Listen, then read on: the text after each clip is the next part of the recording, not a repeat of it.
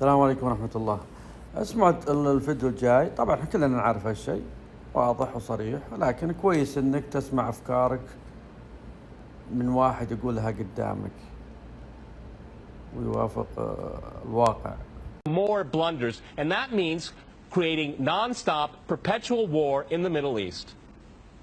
Well, I'm going to make this interesting and disagree with everyone. Okay. I do not accept the premise, which probably isn't too much of a surprise, but nonetheless, I reject the premise that the whole point of the so-called war on terror or investing in the Mujahideen was to somehow fight terrorism or to make a better world.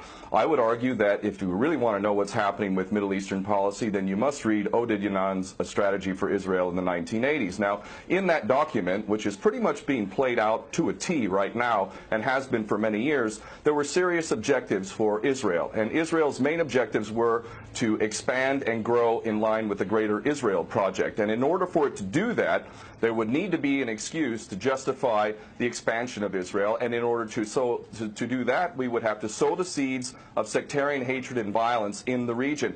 The number one target of this plan was Iraq. We've achieved that. That's not a failure. That's actually a success. Iraq is a failed state largely. It is an absolute basket case. Sectarian hatred is absolutely insane. We see the beheadings and all of this madness, and we think it's a disaster. No, it's not at all. In fact, it's all part of the plan to break up Iraq into 3 different states.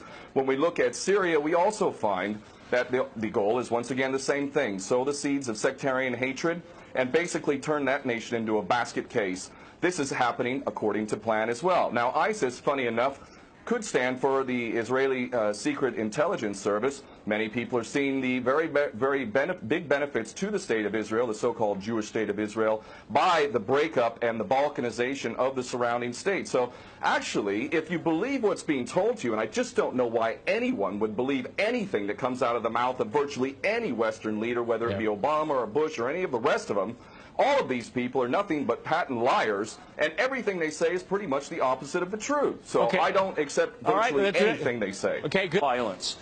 Barack Obama did not bite at the opportunity to get involved in Syria a year ago. In fact, at the time when he was ready to start bombing Assad just about 13 months ago, and he backed off as soon as the first excuse came to mind. We've been supporting ISIS in Jordan, in Turkey, through our proxies in Saudi Arabia and Qatar. There is absolute continuity between the policies of Iraq and breaking it up and breaking up Syria as well. It is beyond naive to suggest that the U.S. doesn't have its fingerprints all over ISIS. In fact, tell me this: why has ISIS never once, or al-Nusra Front or al-Qaeda, not once have they attacked Israel? In fact, ISIS militants are getting medical attention in the Golan Heights and in Israel itself. What does that tell you? There is absolute continuity, but the actual policy, just like the Project for a New American Century laid out very clearly that a, quote, new Pearl Harbor would be necessary to achieve this goal of full spectrum dominance, you could never tell the American people, or the world for that matter, we're going to fight wars of aggression where we're going to have to invade and occupy, we're going to have to spend hundreds of billions, if not trillions of dollars to achieve the goal of full spectrum dominance, which is to control, absolute control over air, land, sea, and space and cyberspace. The American people never would have bought it, so you can't tell them that. You have to tell them a bunch of lies, and we see this over and over again. What you have to do, Ken, if I can go... It would absolutely no question that there must always be a boogeyman. In fact, you're sitting in Russia now. For 50 years plus, we were fighting this Cold War that really was an absolute charade to begin with. There never really was a threat of a Soviet invasion. And for decades, we spent insane amounts of money developing nuclear weapons to the point of really completely, totally collective insanity.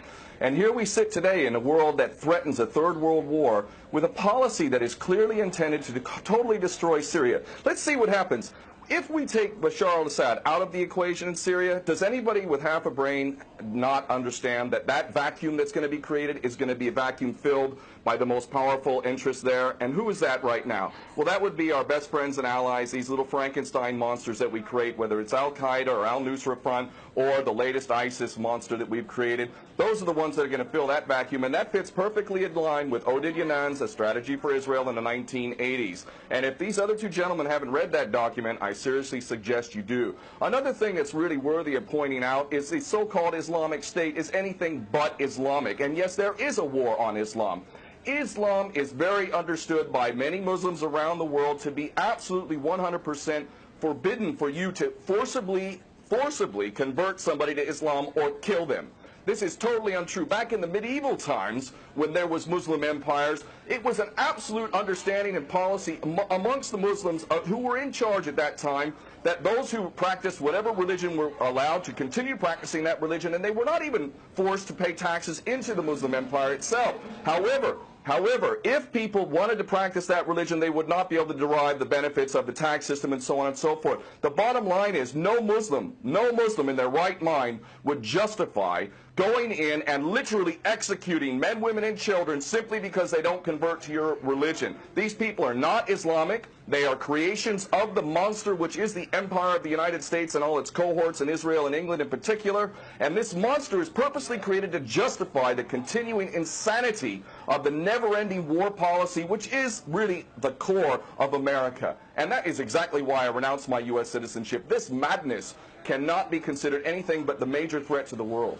Okay, Peter, in New York, one of the things we've seen... There are very obvious solutions. One is to arrest the traitors in the U.S. Congress and White House who have sworn to uphold the U.S. Constitution, and somehow the American people have sat by while the president has afforded himself the power to execute anyone, anywhere, anytime, for any American citizen to be detained without any due process of law, no representation, incognito, and theoretically he could be condemned to death by a military tribunal in secret and executed. All of this operating under supposedly the United States Constitution. So all of these traitors need to be arrested first and foremost. When Netanyahu came to the Congress a couple years back, he received 29 standing ovations by these cowardly chicken hawk traitors. So the American patriots need to stand up and grab a pair and ultimately have some integrity and get rid of these traitors. Secondly, cut off all funding to Israel. Israel is a pariah state, a criminal state. It is committing active policies of genocide by the legal definition of the word according to Black's Law Dictionary.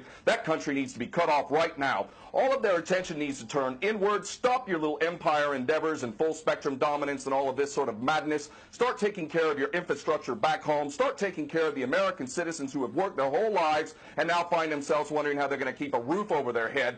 All of that is very obvious and very sensible. Or America can continue to decline into an absolute total pariah state, hated and resented around the world, and maybe bring the whole world into World War III. I would prefer that we do the former instead of the latter, but ultimately we need some serious change in government, and that means getting rid of these traitors.